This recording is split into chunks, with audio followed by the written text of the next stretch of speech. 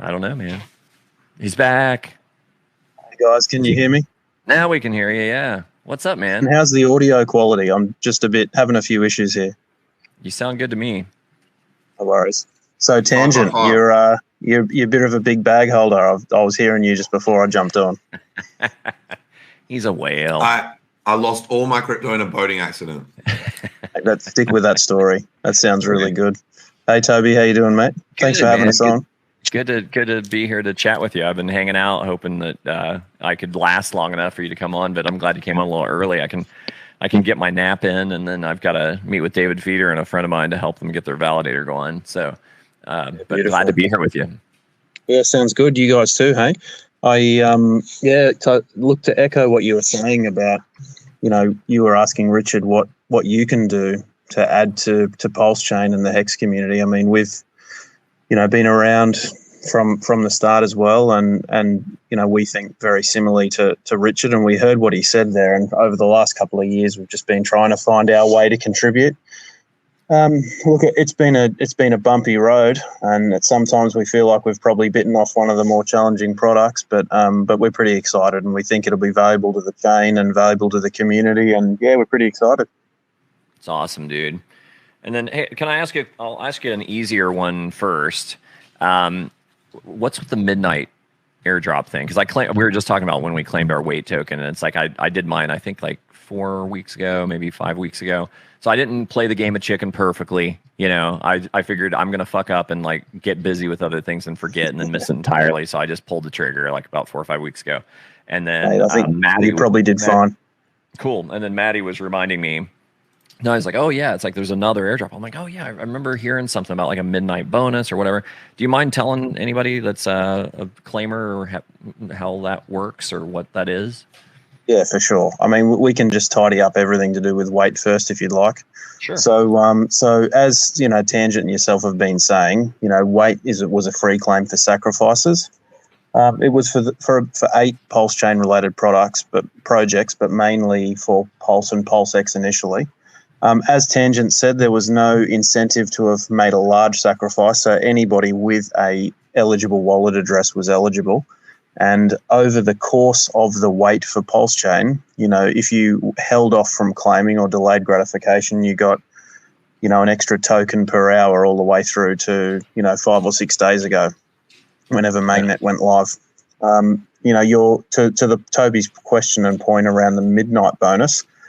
A little bit similar to Hex Big Payday, any unclaimed weight was then distributed 50% to an entity known as the timekeeper and then 50% to all of the claimers. And, as you went through time delaying your claim for weight, you actually were accumulating shares in the midnight bonus. So just like you accumulated more tokens for the free claim, you will have accumulated a greater proportion of the midnight bonus. Hold up. Does that mean, did you have to hold the weight and not sell it to be eligible for that? Or it's literally just if you claimed it, it recognizes that you claimed it and you're in? Yeah, so when you claimed, you received a non-transferable share.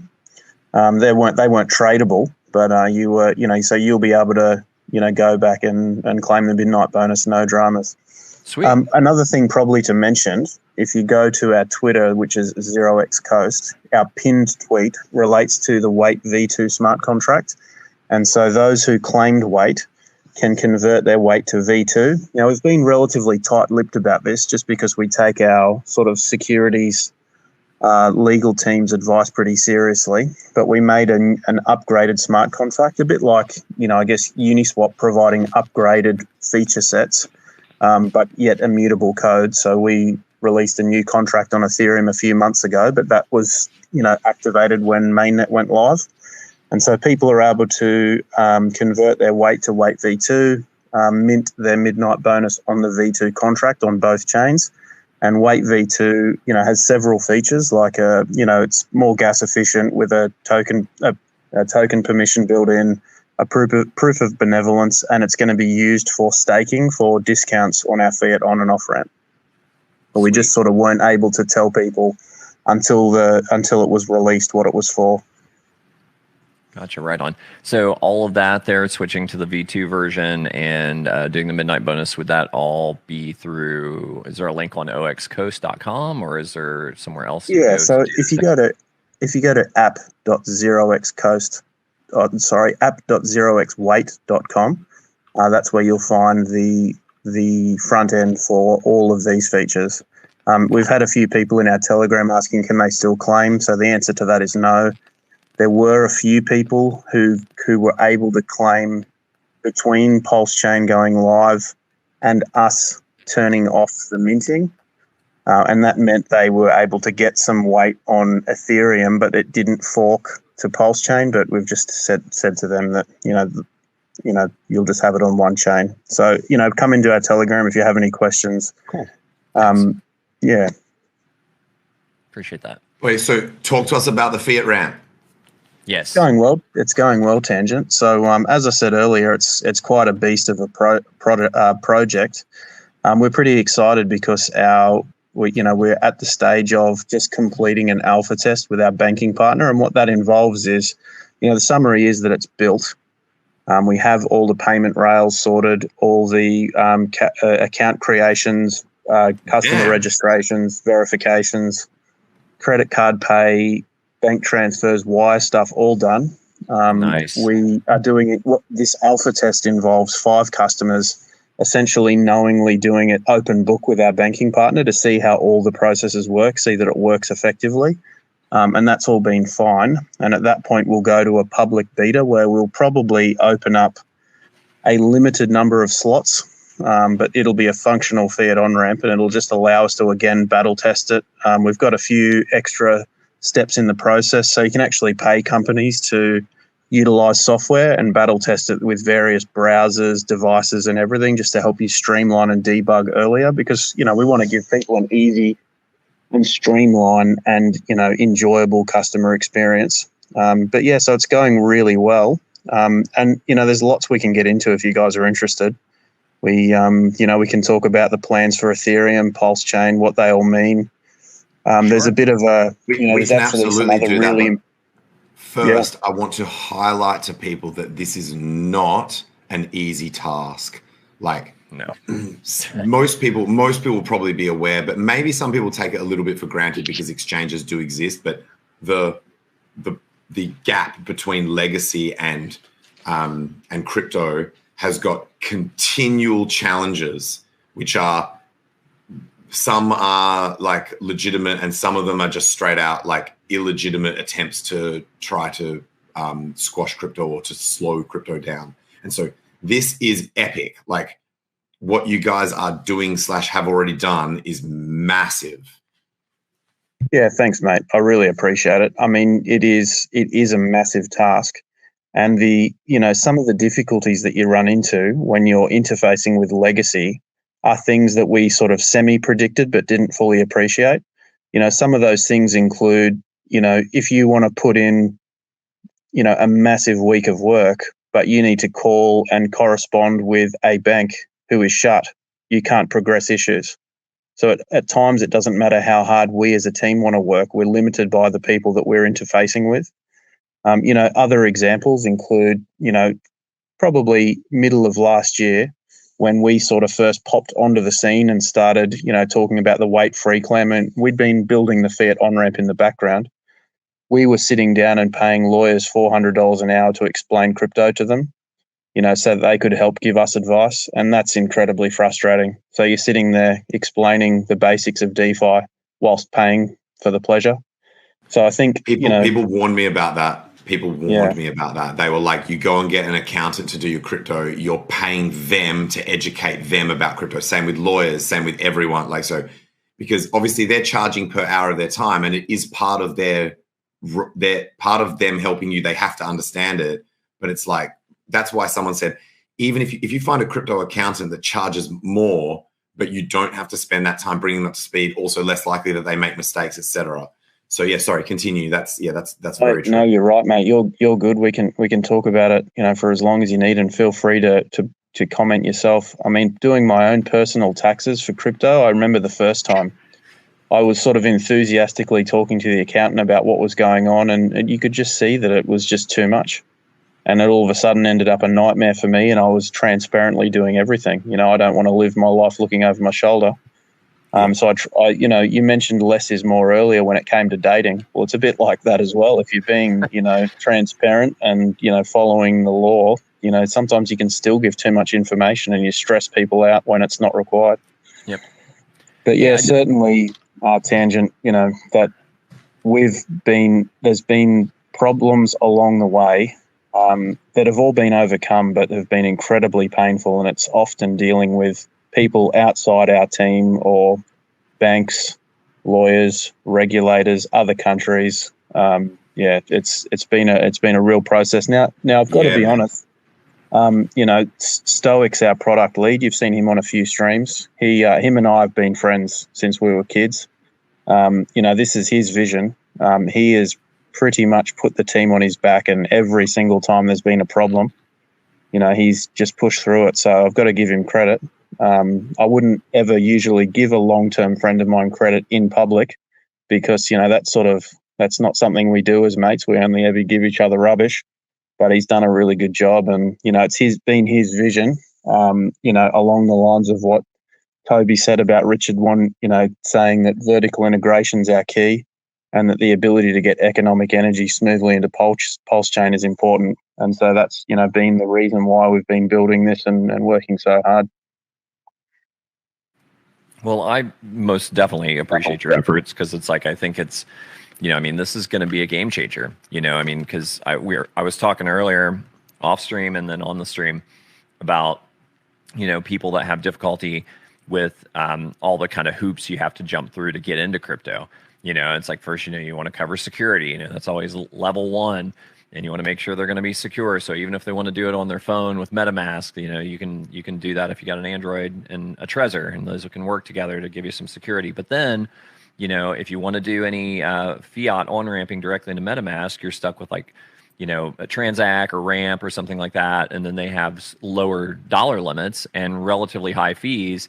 And then if somebody is trying to put some real money across, it's not tenable. So then it's like, then the conversation carries on to like, well, you're going to need an on-ramp and off-ramp eventually anyhow. So let's go check out Coinbase or Gemini or your drug of choice as far as CeFi goes. Get your money in there with wire transfer, ACH, whatever. And then you're going to transfer that back to that MetaMask. And then it's like, well, when do I get my Hex? Well, then it's like you're going to have to go to a DEX.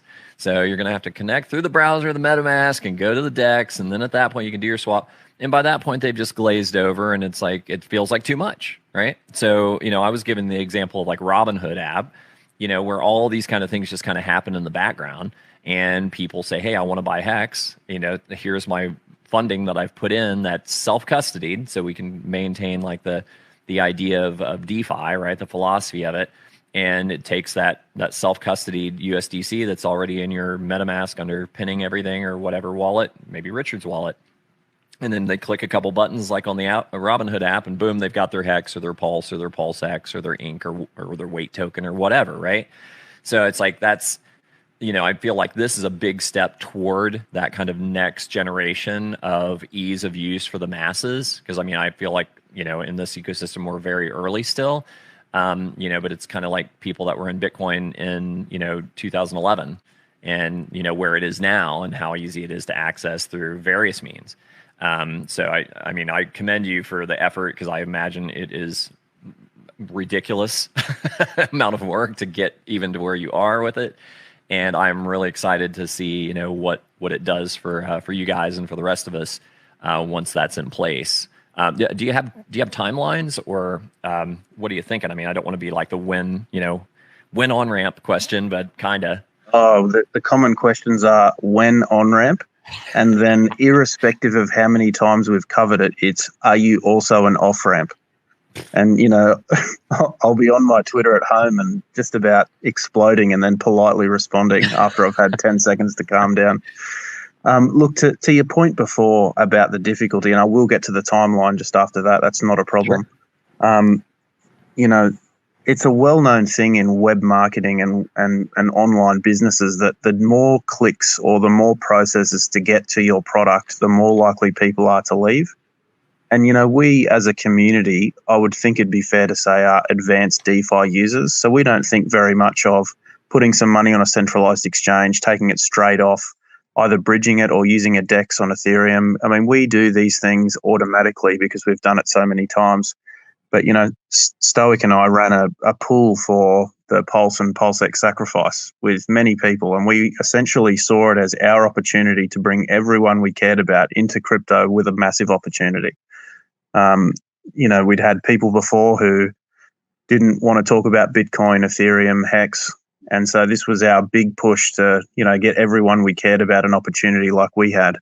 But along with that, as you've both, I'm sure, found, was teaching everyone about MetaMask. In Australia, many people use CoinSpot, using 1inch and Marcha and, the other, Uniswap as well, obviously.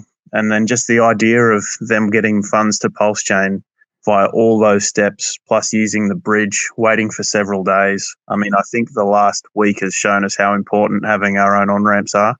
And, as to your point around ease, we sort of think around the highest of stakes movie. We want people to be able to go somewhere and just click a button and buy Hex, because that's good for all of us. Amen to that. That's absolutely on the same page, I think, with Tangent and I and the rest of the community. That's awesome.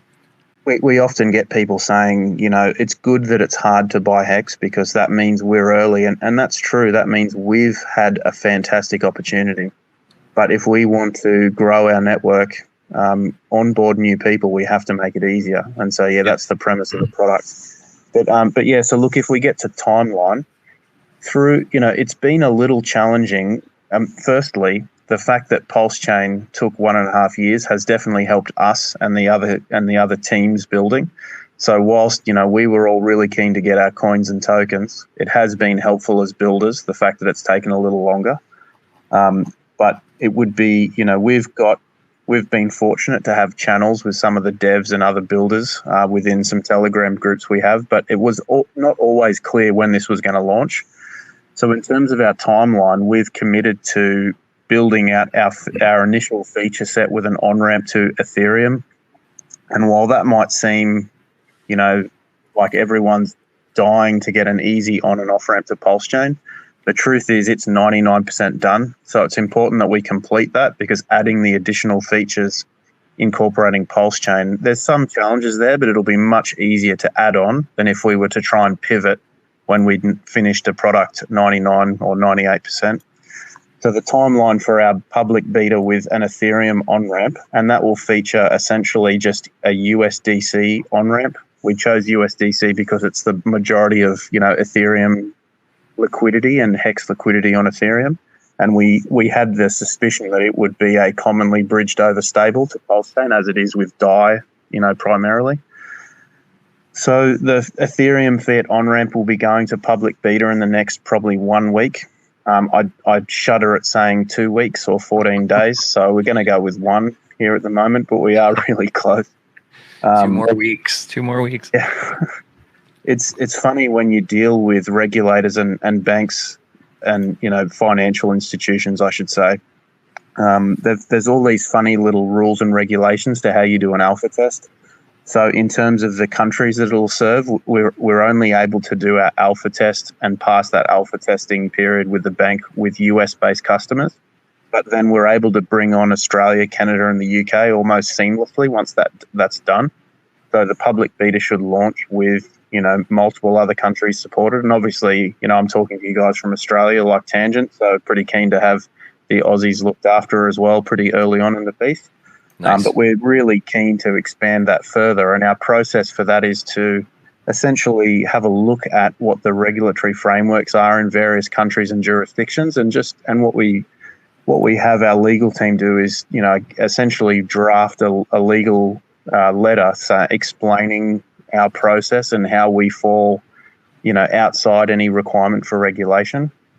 The reason for that is that we've designed the product to essentially be a tech layer that allows you and your bank account to interface with your own digital account with our financial partner, and then your on-chain account. So we really are outside the flow of funds. And, you could imagine it a little bit like, and it's not a great example in terms of precision, but it's a reasonable one, is we're essentially providing a front end for you guys to do your own Fiat on-ramping. So your ability to mint your own stable coins and send them on chain easily. Whoa. So we don't, if you on-ramp, $50,000, at no point do we actually hold that $50,000. So, that means nice. that means that we don't require regulation in terms of being a, money services business or a money transmitter. Sweet. And that's been the key to actually, this is a project that's taken a long time, but it would be just infinitely more difficult if we were applying for MTLs you need about 20 to 30 of them in the US, because some states are clumped together, but some are individual, and let alone going to other countries abroad. Sorry, Tangent, you were going to say something, mate. So less counterparty risk as well. So not only does it function better and get rid of some of the annoying issues that are going to be for you guys, but also it's less counterparty risk for the user. Yeah, look, we hope so. I mean, obviously, we've had the best free education in crypto, which I think Richard probably provides. And we want to make a smooth process that also is as close to the core values of crypto as possible. So, you're able with our product to get, immediately on chain. There is also the ability for you to custody your crypto in a Fireblock secured digital account, which, if you were to simplify it, it would be like keeping it on a centralized exchange in which you don't have your keys.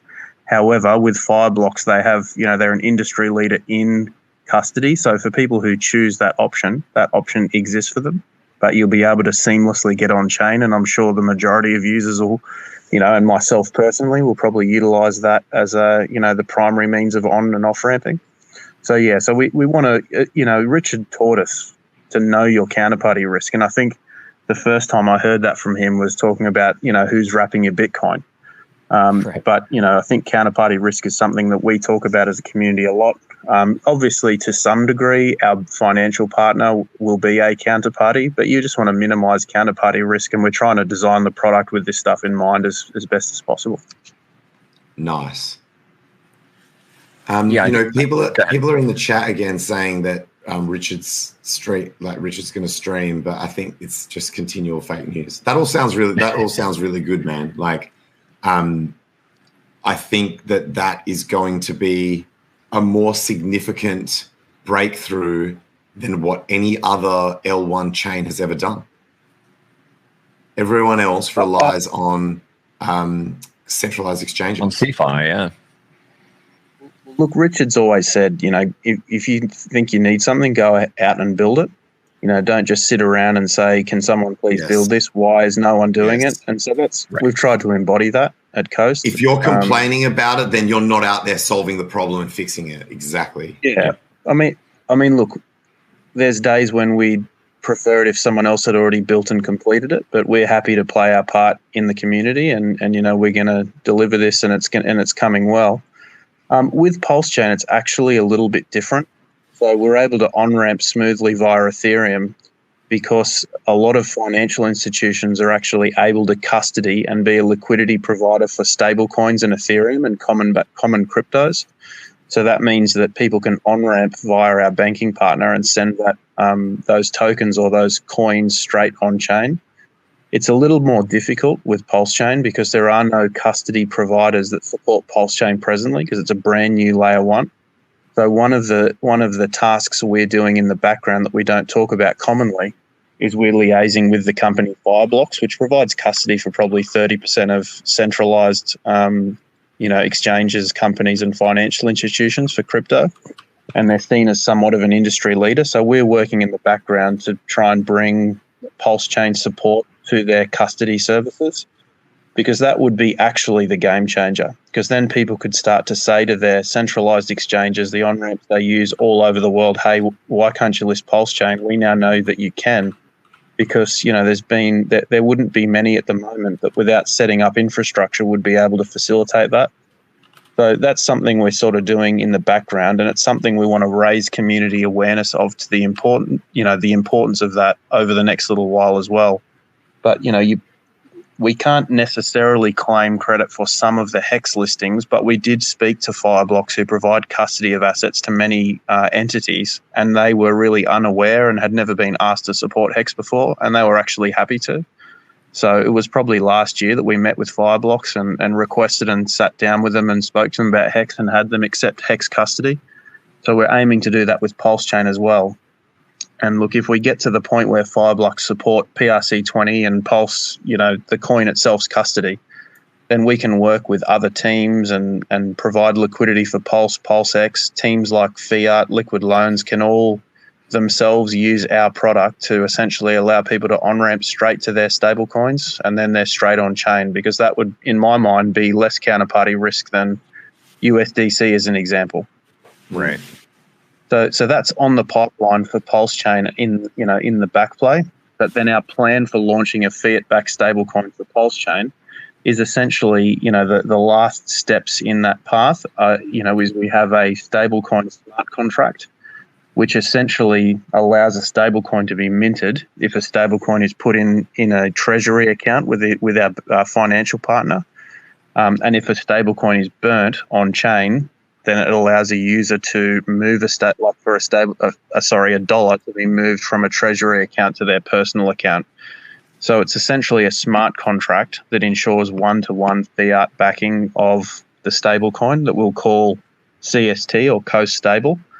I think the initial days post mainnet consolidated for us that we needed a different ticker than something with USD, because we watched people swapping for forked stables and absolutely wrecking themselves. Yeah. It's good now that PulseX seems to have just got the bridged in stables mostly highlighted, but that was mayhem in the first 24 hours. It was tragic. Dude, brutal. Yeah, that was a shame to see happening. Yes. So the last thing that's needed, and we're working and liaising with the Liquid Loans team, who've brought the Fetch Oracle to Pulse Chain, which I believe is essentially the Teller protocol but rebranded. We just require a functioning Oracle service to be able to receive information from the contract that a stable coin's been burnt or minted, and receive information from the banking account to say whether a dollar has been added or removed. And once we've got that tested and battle tested and audited, then we'll be able to launch a fiat-backed stable coin on Pulse Chain as well. Hey, can you give us a little compare and contrast of how this would compare to how Circle backs USDC as well as Trust Wallet? How those three things compare? Your Coast Stable, and then these other two things, the kind of the similarities and the differences. Yeah, look, without going into the weeds too much, so what our product will do is that any user will be able to mint any amount of CST as long as it is associated with moving the same amount of US dollars from their personal digital account into, let's just for the time being call it a Treasury account. And that Treasury account they are unable to remove money from, and that forms the backing of the fiat-backed stablecoin. So the amount of dollars in that account will equal the circulating supply of CST. Now, in turn, we've got, we will be highly regulated in the sense that our banking partner is also.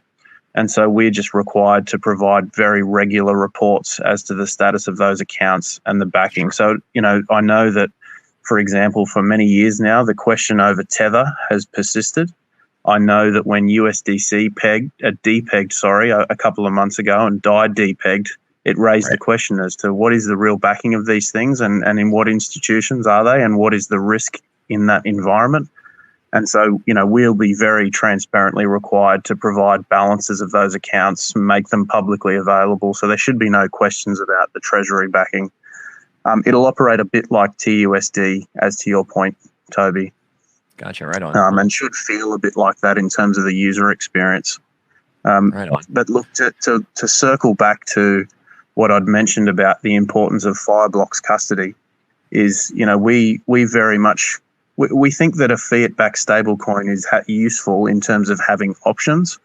But, we're very big believers in the DeFi protocols that are liquidity forks, those trustless, backed by core asset stablecoins that will be USDL, and I think it's PXDC from Power City.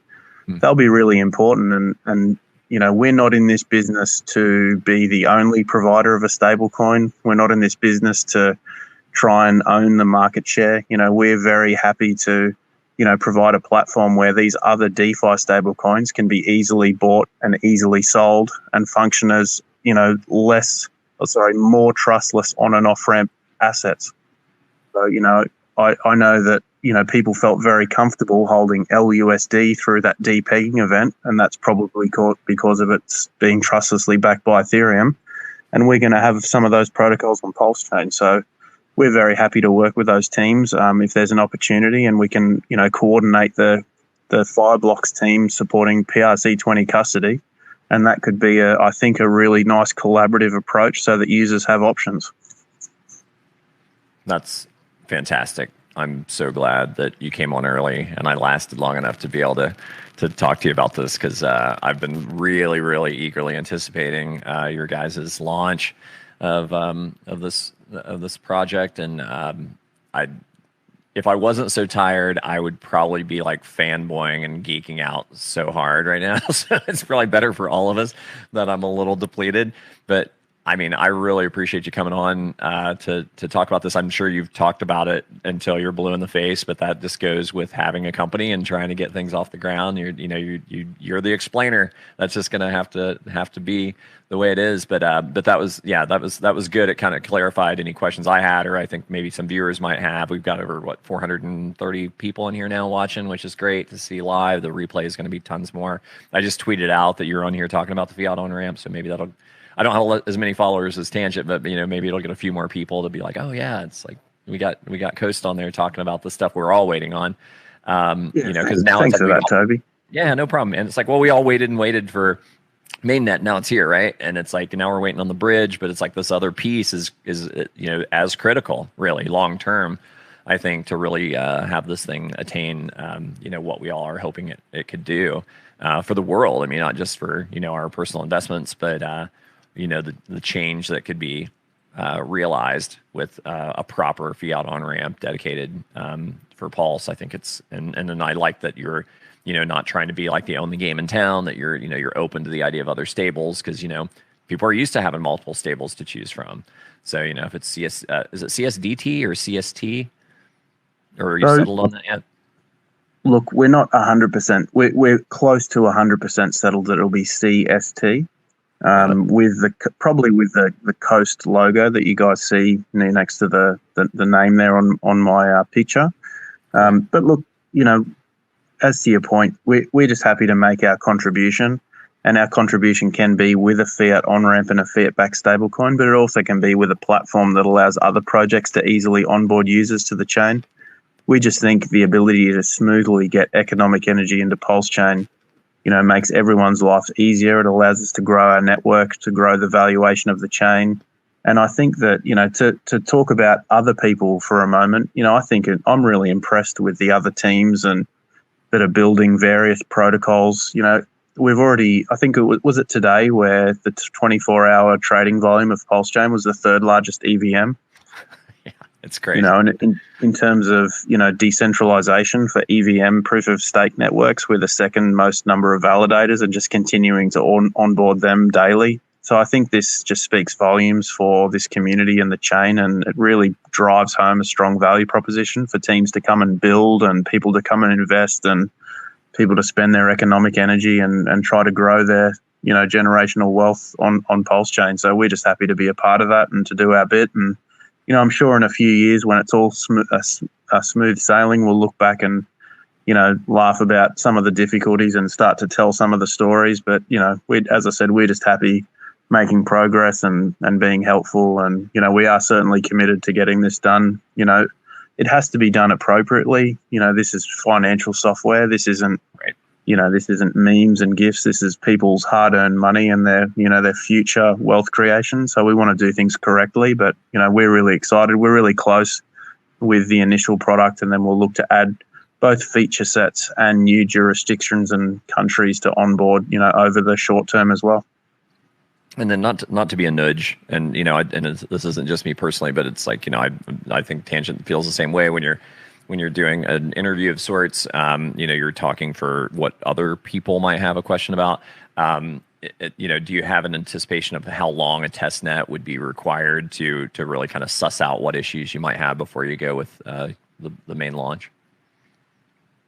So we're doing the testing for the Ethereum-based on-ramp as we speak with real customers and our banking partner in an open fashion, which we call sort of the alpha testing. That's essentially all been completed and it's all been positive. We do anticipate that, there's going to be some, small UI bugs that occur. And so, as I mentioned a little earlier, we're going to engage a software testing firm that essentially battle tests through different browsers and different devices your app. And, that can just help us speed along to make sure the UI is seamless and smooth for people. But we do anticipate there'll be little, wrinkles in there that we, haven't necessarily found yet. And that'll form part of the beta test. But the beta test should be coming in the next, I really don't like using the time frame 2 weeks, but I think we're looking at that. As soon as that's live, then we'll be putting all our dev focus into, writing and developing the Oracle that's required for our stablecoin smart contract. And then we'll be able to launch on Pulse Chain once that's working and tested and audited. As I said, this needs to be done, properly. This isn't something we're interested in rushing to market that then causes problems because, people have waited a long time. People have, we like to say no expectations, but people have an expectation that stuff's going to work and it's going to support their investments. So we want that to be done properly. And then in the background, I guess from an outreach point of view, then we're talking to and trying to explore solutions with Fireblocks that will allow easier on-ramping through a variety of platforms and for a variety of tokens. But, that doesn't require our software developers. That requires people like Stoic and myself having meetings and having conversations with these people who actually make massive decisions for the whole DeFi space without us realizing it. Awesome. But look, if you don't have any major questions, I'm a little bit of a StreamYard noob, so I'm not monitoring the live chat like you guys. I'm sort of petrified that if I, click out of the window on my phone, I'll rug myself again like I did when you first added me. I can tell you that people are very positive about what you guys are contributing. People are like, thank you for doing this. Amazing. Can't wait. Take my effing money. In terms of the bridge, like as in, yeah. Yep. People are keen. And yeah, I guess it again shows that the Hex community just goes outside of, it's like no glass ceilings, no like, oh, well, other crypto projects didn't do that, so let's just not do it. Like, or just trying to just do the same, like to meet those same standards. It's like always above and beyond. What can we do more? What can we do different? What can we do that really just takes shit to the next level? There's always another level. Yeah, and look, let's not forget we've been very fortunate. So we've been very lucky in that we're able to live our life and work on things that we think are valuable. A lot of people have to work on things that other people think are valuable and go to work from this time to that time and do what someone else wants them to do. So while we're very motivated, and absolutely, I think the community has many high performers, and we hope to be some of those, we are also very lucky that we've had the opportunity to, divert our lives to these kind of things rather than, the 6 a.m. till 5 a.m., 5-6 days a week life that many of people in the community and the new to the Pulse Chain community do every day. We do have a question in the chat. That's something I was thinking of as well. Where to go? Can we do this one first? Rocket ships go ahead, and lettuce hands. Rocket ships and lettuce hands. I love it. That's pretty funny. So what's the question you want me to bring up? It is, where's he at? Doc Lover?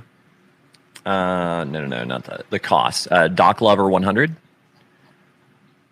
Yeah. About four up from the bottom. There you go. So the fee structure, have you got an idea of that at all? I'm sure that's something people are curious about. I'm assuming it'd be similar to what people expect already from the, this traditional CFI route in. So look, I guess there's a broader conversation around this too. You know, it's often very cheap or free to on-ramp to some centralized exchanges, but I think you need to remember at that point, that's because you're the product. They often have inbuilt mechanisms to have you trading, to have you distracted, to keep you in their local ecosystem, and largely to victimize your funds. You know, Richard talks about this a lot, and that's the reason why it's, you know, often very, very cheap to get into these platforms. I'm sure everyone has those experiences with whatever centralized product that they use to get their fiat on. So we expect that our product will probably have higher fees than some centralized entities. We'll have a fee structure between 4% and 1%, and you'll be able to stake your weight tokens and potentially down the track other tokens to receive a fee discount down from 4 to 3 to 2 to 1. We anticipate it's going to be extremely affordable to have people down at a 2% or lower fee structure. And really the other thing to mention is that, you know, due to, you know, the way our business has to be structured from a regulatory point of view to avoid being essentially an exchange, is that we need to function largely as a loss leader. So our fee structures will start at that point, but we're sort of in the way that our business is set up. If it starts to become extremely profitable, then we'll be scaling the fee structure down, and that just prevents us, you know, needing to register essentially as an exchange.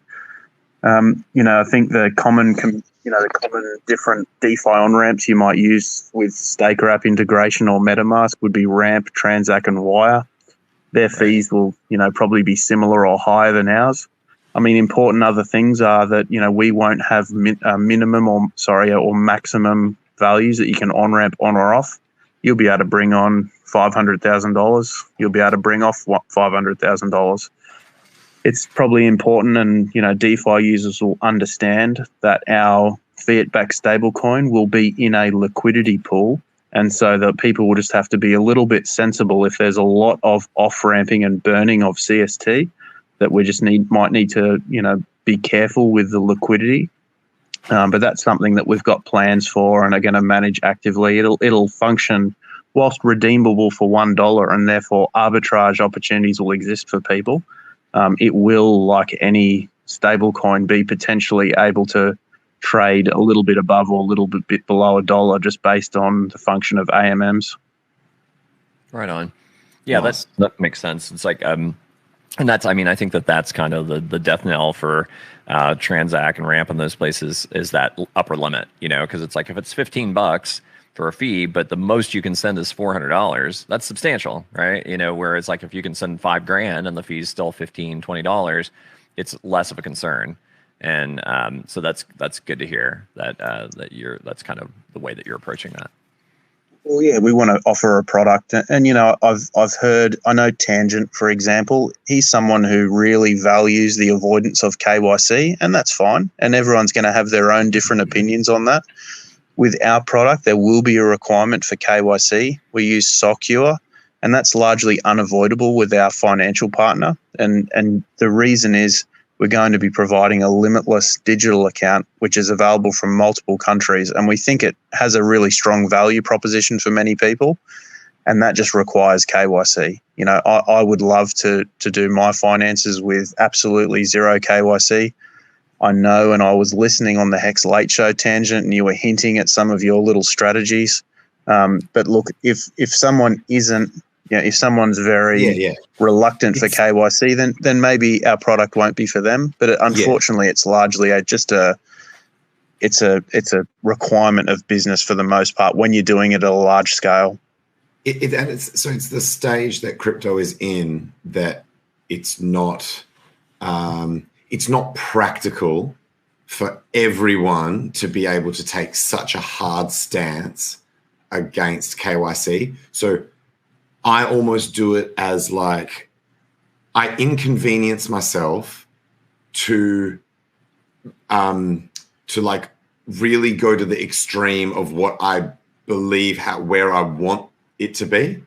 And so I don't expect everyone else to do that. And for people who are willing to KYC or they're doing it anyway, then this is great. Like as in, so, and also by the way, so I hope it didn't sound like I was like against the product because more options is just better, right? Like, so like you said, if I don't specifically choose to use things that incorporate KYC, and I think originally I thought that it didn't, and then someone corrected me on that show, so I was like, oh shit, like that's a deal breaker for me. But you want to have as many options as possible. It's better to have those options than not, right? And if for most people, they just care about their bag getting pumped. So if there are other people who are willing to do KYC and it's going to mean that their bag gets pumped, then I receive a benefit from this existing, even if I don't personally use it, in the indirect benefit of my bag getting pumped. So I certainly hope it didn't sound like I was discouraging others from using it. I may have been a little bit disappointed just purely because I thought that it was KYC free, which I don't know how I got that in my head. At some point, someone either must have said something or, look, there's so much information flying around in the crypto space. It's hard to keep track of everything that's going on. Tangent, it's completely fine, mate. We're really happy with different people having different practices, different opinions. Like you said, maybe we suit 80% of the community, 60%, some other number. As you said just a minute ago, having options I think is useful. A lot of people aren't going to think twice about doing KYC. I've certainly just gotten to the point where I understand for the most part it's a cost of doing business, and it's important that we're not a simple DeFi on-ramp.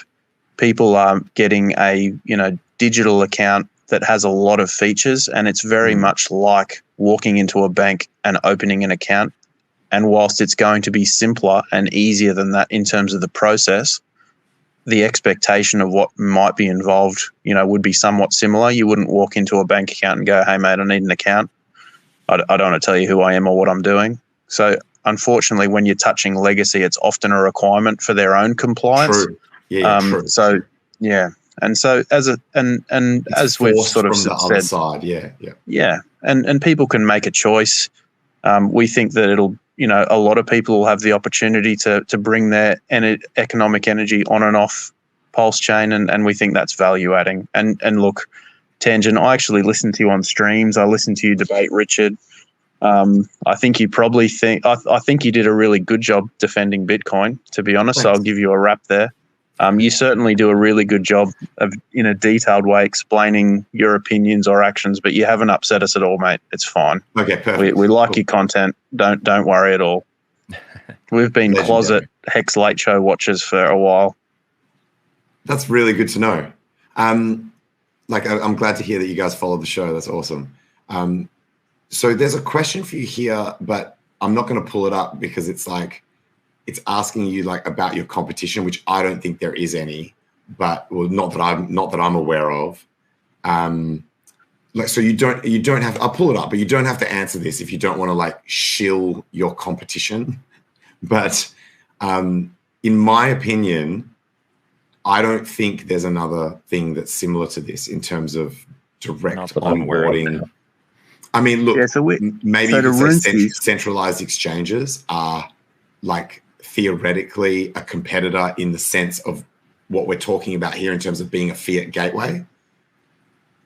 Yeah. So look, our biggest goal is making it easy for ourselves and making it easy for our friends and making it easy for everyone who watches the Heist of Stakes to participate. Now, if that ends up via another service or a centralized exchange, then that's probably big picture a win for the Pulse Chain community. So if our negotiations with Fireblocks or if other centralized exchanges correctly realize they have an opportunity to participate early in a new EVM, then that's good for all of us. And if that means we have a competitor in terms of fiat on and off ramping, I think the bigger picture is, our investments and everyone's investments and the whole ecosystem will thrive. So we aren't concerned at all about any other people, coming to the space, any exchanges listing Pulse Chain. We'll celebrate that like everyone else. Nice. As we've seen with Hex, when centralized exchanges get hacked, they typically don't have Hex to dump. But that'll, I think, be something that occurs with Pulse Chain. I think we'll see more adoption, more support, more listings. But we're happy for that. We've just seen a need. If people have a a wish or desire for vertical integration with the Richard Hart ecosystem, we're happy to slot into that part of the puzzle. But yeah, more options is fine. I'm not aware of anything doing what we're doing. If there's anyone else out there doing it, then we'd love to have a beer with them and just debrief on some of the absolutely painful experiences of touching legacy. Yeah. But and we wish them all the best, because we're here for everybody. That's the only reason you'd ever undertake a project like this, is to benefit the ecosystem as a whole. So if other people are doing that as well, then good luck to them. I absolutely love that attitude. I love that attitude. Like, when you're right that when someone is genuinely doing something to progress any industry or any goal, you're actually happy for other people to, like, if that's the goal, then you're happy for others. And what is it? Competition breeds like efficiency, and competition breeds excellence, right? So. Sure. Yeah, that's awesome. That's absolutely awesome. There's a question here that I'm going to answer in 2 seconds. Your hardware wallet already does PRC20's anon. So any hardware wallet that does ETH does Pulse. Yeah. So your hardware wallet already does Pulse and PRC20s. It's just a change of your RPCs. Resolute, I had a question for you. I know that RG3 and Kinetics in particular are both really high on Trust Wallet, and primarily because of the way, I guess, it interacts with their bank account. I have not looked into it a lot myself personally, but they're saying, it's basically escrowed, so the way that it comes into your account, it doesn't look as though that you're dealing with a crypto agency of any sort. The reason that this is of interest to me is because recently the bank that I've done my personal banking with for 30 years recently has implemented a restriction on any activity with Coinbase. So the Coinbase has been my my on-ramp of choice for a long time, still is. I'm banking elsewhere now for those things. But basically I am unable to send or receive from Coinbase because of this new banking restriction at this particular chain. So I just wasn't sure exactly, how this shows up. Those transactions appear to your primary banking institution that you're going to be wiring from or to. Yeah, so look, I'll need to jump off with you guys shortly, but I'll answer that before I go. So I just wanted to say thanks heaps for having me. This one, please. Now, one of the important things, to understand is that there is some variation into what people's individual banks and their behavior is going to be interacting with any platform. Sure. When it comes to the time when, we've launched in our public beta phase, we've outlined who our financial partner is, people will be sending money from their bank account to their bank account with a different well-known financial provider. They're not sending their money to Coinbase, to CoinSpot, to CoinJar, to Crypto.com. Awesome. So I think that it'll be much smoother for most people's financial institutions. I guess we need to roll with the punches on that, and we see how that progresses. But my feeling is that it should be smoother in the fact that you're essentially moving your money from your bank account to your bank account, not to a centralized crypto exchange. Right. And Tangent, in terms of the question that you just popped there, we're looking to initially we're just going to be using wire, credit card, and bank transfer. And we want to get that minimum viable product online ASAP. But we're definitely committed down the line to, once we have a working and effective fiat on and off ramp for Pulse Chain, adding things like entity registration so that people can register accounts as businesses if they invest in that manner, utilizing regular payment software so that people can dollar cost average automatically, and then we'll be looking to add more features like you're describing. So, where that all slots in, sometimes it changes depending on what we think the community's needs are. But, we're looking to launch an effective and smooth minimum viable product in the short term. So not initially, but possibly in the near future is the answer. Yeah, that's right. That's right. Cool. That's perfect. But listen, guys, I better jump off. I've got to meet up with everyone else. Yeah, but really, really appreciate having, you guys on. And also, I mentioned earlier that I think a lot of the other teams deserve a lot of credit. I think the YouTube and the people that provide outgoing, messaging like yourself, Toby, Tangent, I think you guys do a great job. I mean, there's many of them in the community, but you guys are here right now to cop the rap. So, thanks for having me. Thanks for what you guys are doing. Good luck staying awake. I'm going to go to bed before both of you. Yeah. But you're doing a great job, and I hope you guys are enjoying mainnet because we certainly are. Thank you so much, man. I really enjoyed talking to you, and the thorough answers were much appreciated. So onward and upward, and best of luck in the final leg here. This has certainly been a highlight for many in the chat, so we really appreciate it. Thank you for coming. Awesome. Thanks, guys. See ya. That was great. Have a good day. That was cool. That was very cool, and the chat was absolutely loving that.